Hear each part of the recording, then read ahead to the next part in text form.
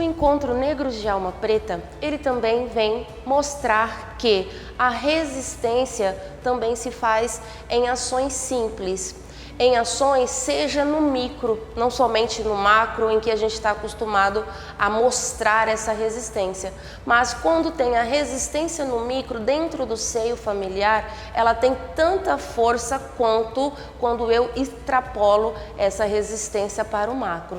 Toda vez que dentro da própria família uma pessoa mostra para os seus, para os filhos, em que ser negro é ocupar uma posição de destaque e consegue criar isso dentro da sua família, isso também é um ato de resistência. E fez muito bem essa pessoa que a gente vai ouvir relatar agora.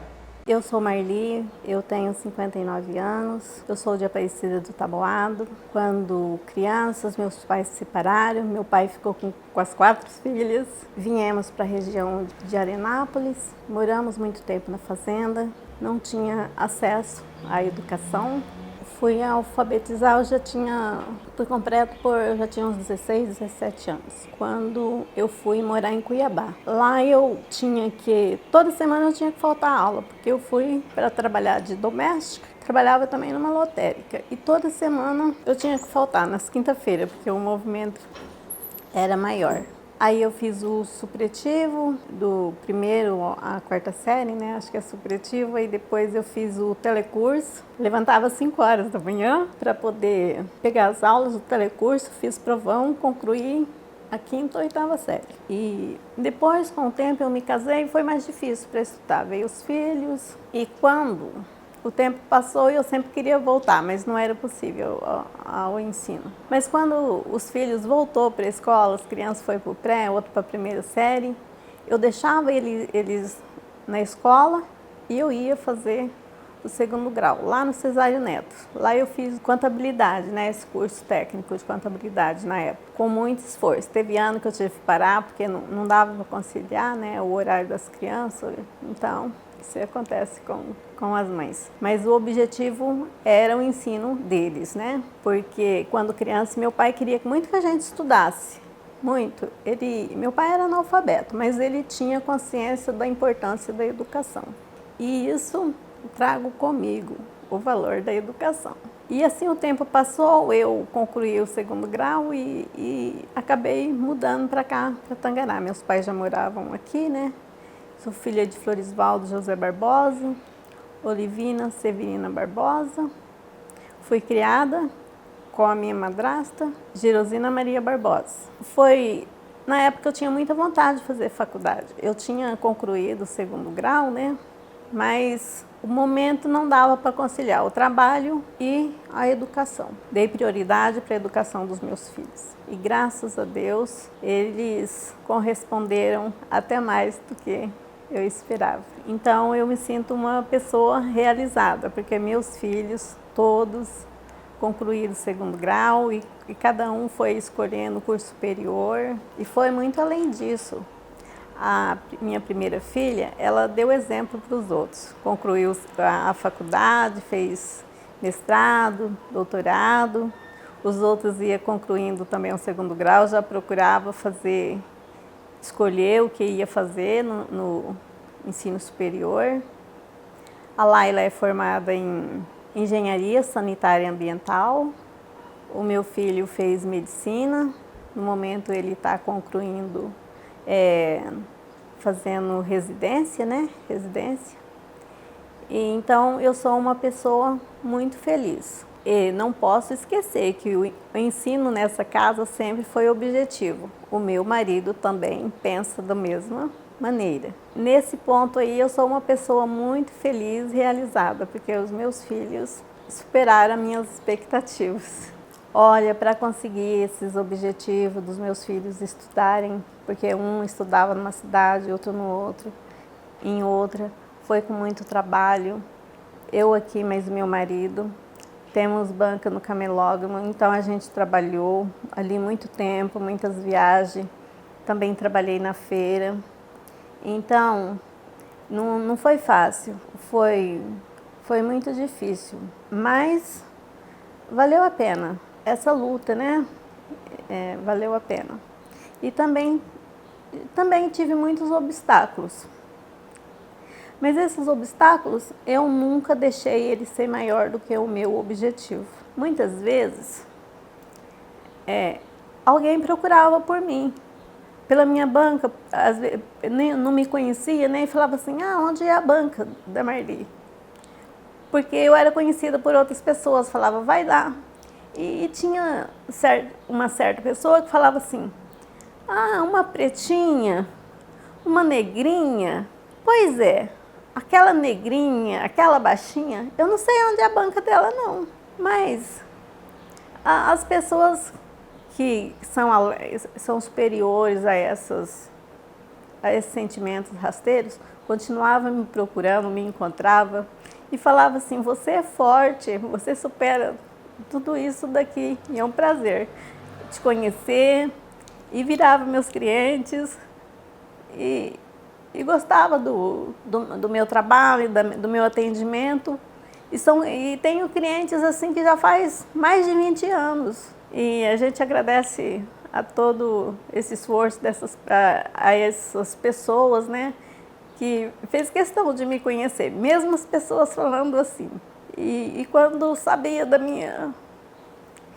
meu esforço já da educação para meus filhos, porque muita gente veja que isso é superior. A gente põe filho no mundo, a gente tem que preparar eles para o mundo. Ser honesto, a educação começa em casa, o ensino é fundamental. O ensino, a educação, a cultura faz diferença nas pessoas. Então, sempre eu quis isso para os meus filhos. E não só para os meus filhos, eu sempre orientei jovens, mulheres, a não desistirem, ir em frente. E a gente falava assim, eu não vou conseguir. Eu falei assim, você não tem nada a perder, vai fazer uma prova. A única coisa que você vai conseguir é ter experiência.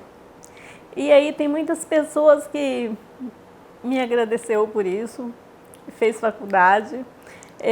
Outros até me agradeceram os seus TTC, né? Na conclusão da faculdade. Então, o que eu desejo aí para o próximo, eu recebi isso, a minha família recebeu, que é a educação, que é o ensino. E tudo isso que eu desejo para o próximo, eu recebi. Eu sou muito grata sempre ao ensino, aos professores, aos mestres dos meus filhos, ao mestre Antônio, ao Antônio Teixeira, que eu, nessa altura da minha idade, eu tô fazendo ultimamente as coisas que eu sempre tive vontade de fazer, fazendo pintura em tela, faço yoga também. Então, agora eu estou cuidando mais de mim, estou voltada mais para mim. Recentemente, já faz uns 2, 3 anos, eu conheci a minha mãe, que meus pais se separou quando eu era bem criança, eu tinha 2 aninhos. Eu tenho muito respeito e muito carinho por ela, porque as diversidades acontecem na vida e as pessoas se separam. Ela não pôde me criar, né? Mas o meu pai me criou com muito amor, muito carinho, e eu tenho muito carinho por ela e muito respeito. Aos jovens, a todos, né? O ensino é fundamental. A educação é a maior riqueza que um ser humano pode ter. Riqueza é ter conhecimento, é ter cultura, é ter esses valores. Bom, eu posso falar tantas coisas da minha mãe, tantas, né? É uma vida inteira. A primeira coisa que me chamou muito a atenção e que eu acho que talvez norteou até a minha escolha de profissão, e eu me dei conta disso bem há pouco tempo, quando eu saí do pré, eu estudava numa escola particular, acho que meus pais me mantinham lá, devia ser com muita dificuldade, muito. Que eu lembro até que eu levava meu material numa sacolinha e estava ótimo, tá tudo tranquilo, não tem problema nenhum. E fiz a escola lá, acredito que seja o pré. Naquela época, eu não sei se tinha pré-1, pré-2, enfim, eu fiz só um pré.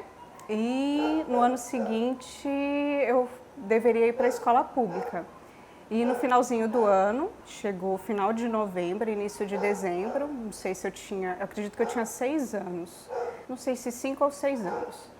A minha mãe chegou, me disse que eu ia para uma escola, só que eles só iriam me aceitar lá se eu soubesse ler e escrever. E eu saí do pré, eu só desenhava lá no pré, então não sabia letra nenhuma, não sabia ler, não sabia escrever. E ela falou que ia me ensinar a ler e escrever durante as férias para que em fevereiro eu fizesse o teste na escola e pudesse ser aceita na escola estadual para poder estudar lá.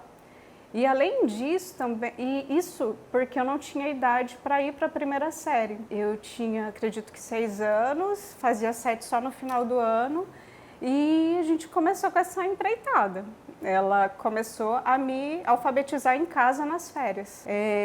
Todos os dias eu estudava e quando chegou em fevereiro eu sabia ler e escrever perfeitamente como eu sei hoje. Muito bem, ler fluente, ler tudo rápido, escrever bem, numa desenvoltura que eu acredito que eu já ficou até hoje, não tinha dificuldade nenhuma. Só que no dia da prova, eu cheguei lá e tinham muitos adultos me olhando. E pela primeira vez, eu não sei, eu achei estranho. Eu sabia ler muito bem tudo que eles me deram para ler, eu sabia, só que eu fiquei com muita vergonha, porque estava todo mundo olhando para mim. E eu achei que eu iria me aparecer muito se eu fosse ler daquele jeito que eu sabia. Então eu li meio devagarinho ali, mas eu achei tão fácil o teste, assim. Enfim, minha mãe sabia que eu sabia ler tudinho. E no restante do ano, na primeira série, eu não aprendi nada, porque eu já sabia ler, escrever e as continhas de matemática. Então eu ajudava a professora com os outros alunos, para ensinar eles a ler e escrever. Eu acho que no finalzinho do ano eu só aprendi o LH, que era a única coisa que talvez tinha ficado um pouquinho, que tinha que relembrar. Hoje em dia, depois de uma jornada aí com a educação dentro da área de biologia, eu consigo utilizar metodologias ativas, já trabalhei em cursos que trabalhavam 100% dentro dessa metodologia. E agora, quando eu trabalho em cursos tradicionais, também eu procuro utilizar metodologias novas que alcancem pessoas que talvez tenham um abismo gigante do que elas sabem e do que elas deveriam saber para estar na universidade agora. E há pouco tempo eu me lembrei dessa promessa que eu fiz quando eu tinha 6 anos de idade. E eu estou muito feliz com isso, com essa escolha que eu fiz.